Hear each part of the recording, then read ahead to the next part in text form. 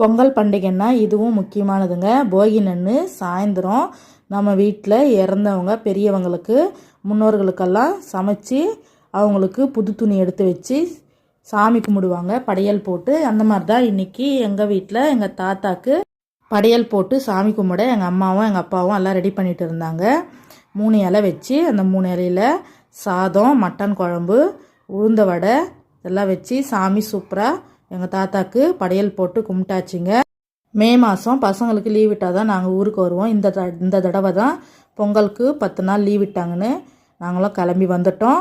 இந்த தடவை தான் எங்கள் தாத்தாக்கு என் கையால் நான் கற்பூரம் ஏற்றி சாமி கும்பிட்டுட்டு அதுக்கப்புறமா கற்பூரம்லாம் நின்ன பிறகு காக்காய்க்கு எடுத்து வைக்கணுங்க. மணி 6 மணிக்குள்ளே காக்கா போய் அடங்கிறதுக்குள்ளே சாப்பாடு காக்காய்க்கு வைக்கணும்.